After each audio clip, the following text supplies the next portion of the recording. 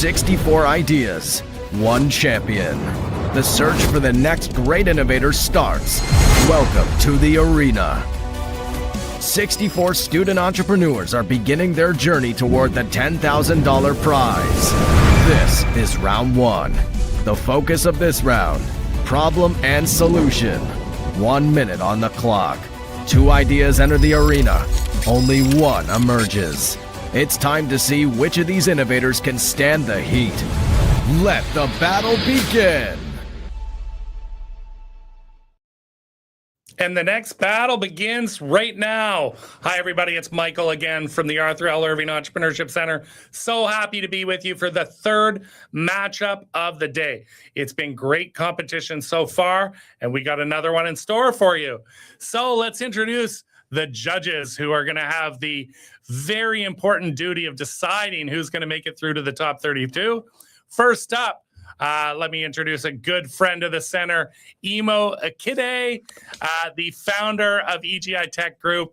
Imo, look, you've been around forever, mentoring, working with students. What do you look for in this round when it's only a minute and it's just problem and solution? I'm looking for them to be able to just, tell us how they're going to make a difference with their product, how it's going to go to market, and a little glimpse as to how it's going to run or work. Excellent. Well, we're looking forward to seeing that as well. Imo is joined by Amanda Kolwich, the manager at Natural Products Canada. Amanda, welcome to the competition. What about yourself? What do you look for, Amanda? I really want to just have a very clear understanding of what their product does in that very brief time period that they have to tell us. Very brief time period. All right, let's introduce our students who will be going head to head. First up, we've got Kritika Sagepal, University of Waterloo. Kritika is joining us. Yes, there you are, Kritika. Kritika, how are you feeling today? I'm good. I'm excited. I'm excited to share an idea with everyone. Excited. All right. It seems we're having some technical difficulties with Kritika. Kritika will probably get that sorted out in a few minutes. But next up, let's meet our next student, Sophie Barnes, the University of King's College. Sophie, how are you feeling today? I'm doing quite well. I'm really excited to sort of make my first foray into the entrepreneurial world, and I'm very grateful to be part of this competition. Excellent. All right. Thank you, Sophie. So you've met the participants. Hopefully we've got Kritika's tech sorted out because I'm going to throw it to her. Kritika, University of Waterloo, you have 3 minutes on the, you know what? Actually, we're going to switch it to give Kritika some extra time. We call it audible. First thing we're going to do is we're going to bring up Sophie, University of King's College. Sophie, we're going to give you 3 minutes on the clock. Take it away.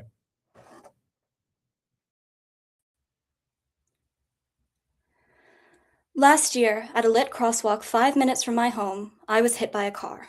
The impact broke my nose, shredded my knees, and knocked out 3 of my front teeth. My family could afford to pay for my countless out-of-pocket consultations, reconstructive surgeries, and back-and-forth flights home, so my focus could be on recovery alone. Without them and the luck of financial stability, I would have been hit with upwards of $50,000 in costs that I couldn't remotely afford, meaning I would not have teeth right now.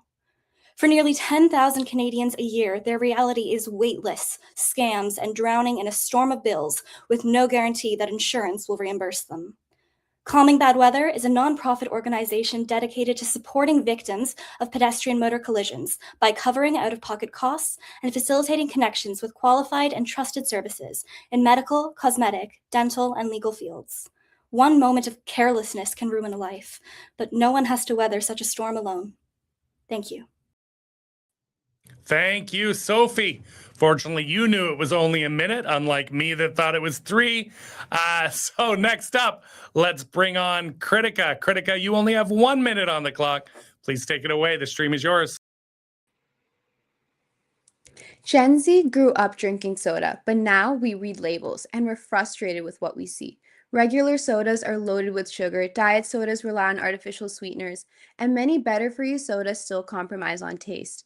I grew up in a family where almost everyone had diabetes, so we relied on zero sugar products to not miss out.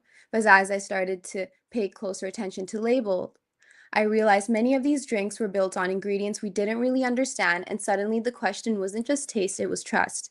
We spoke to Gen Z consumers firsthand, and this is a generation that values transparency and functional health. But there isn't a relatable soda brand that reflects those values. Retailers and industry experts I spoke to said the same thing. Consumers are asking for natural zero sugar beverages. The market hasn't caught up yet. 70% of global consumers say they're actively looking for zero sugar products when grocery shopping. That's why I'm building Yogi Pop. Natural, zero sugar, nostalgic flavors, functional, trustable, and no taste compromise. A soda designed from the label up for the next generation of soda drinkers. Built by Gen Z for Gen Z. Excellent. Thank you. Another great pitch. Kritika. All right, let's bring out our contestants and our judges. All right, Emo, I think you have the question for the participants. What question you want to ask them? I'm going to ask question number 3. How will you generate revenue? Yeah, the cornerstone of every good business model. How are you going to make money? We'll go to our first pitcher. Sophie, please tell them how you're going to make money. Ultimately, most funding will come from government grants and private donations from those who believe in the cause, though eventually I will be looking into partnerships with car insurance and repair companies, as well as injury law firms, as this is an essential service missing in most areas of Canadian philanthropy. Not to mention, it is nonpartisan, non-controversial, and unbiased. Anyone can get hit by a car at any time, and no one should be left to their own devices if they are. So I believe that will attract attention, empathy, and eventual funding. Awesome. Thank you, Sophie. Kritika, same question to you. How are you going to make money?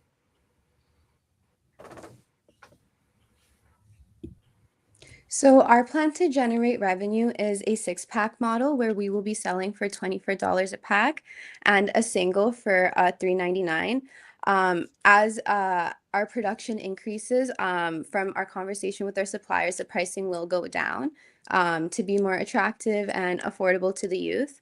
But from our understanding of youth spending habits and the data we've found and the conversation we have, they are comfortable with this premium pricing anyway. So as long as they see good value in the... Oh, that was your 30 seconds, Kritika. So thank you, Sophie and Kritika, for your pitches and your answers. We're going to leave it to our 2 judges, Emo and Amanda, to figure out who is making it through to the round of the 32. We're sending out big thank yous every time before we go to deliberation. Right now, I want to thank all of the students who participate in this competition. We have hundreds and hundreds of students apply to get these final 64 spots. This is 6 years of doing the competition, and seeing the amazing businesses these students launch is why we do it. So make sure you're taking the time. Send positive love in the comments for these businesses. They're putting themselves out there to tell you their ideas.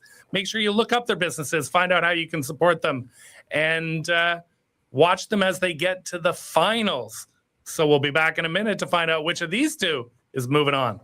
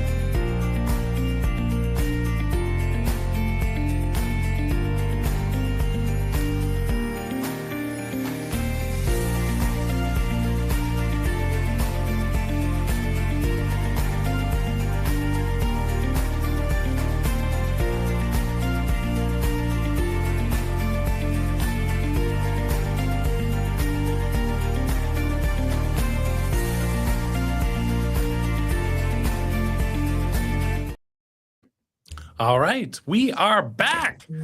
Let's find out who is moving through in the competition. Amanda, we're going to go to you first. Amanda, Who have you selected between Kritika and Sophie, please? I've selected Sophie. You've selected Sophie. All right, let's go to Emo. Emo, who have you selected between Kritika and Sophie, please? Emo is muted, I believe. So if he says it, we're never going to find out. I selected Kritika. You've selected Kritika. We have a split decision, which means we go to the scores. So we're actually going to start with Kritika's scores. Amanda, can you give me Kritika's total score, please? Yes, I gave Kritika 26 out of 30. You gave 26. Thank you. And Emo, can you give me Kritika's total score, please? I gave her 23. 26 and 23 makes 49. I believe I've added that correctly. So the score to beat for you, Sophie, is 49. So we're going to go back to Amanda. Amanda, what score have you given Sophie?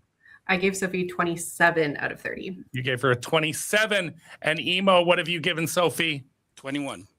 21, which I believe is a 48. So congratulations, everyone. Check my math on that. That is correct. Congratulations, Kritika. By a single point, you move forward to the next round of the competition. We will see you in the round of 32.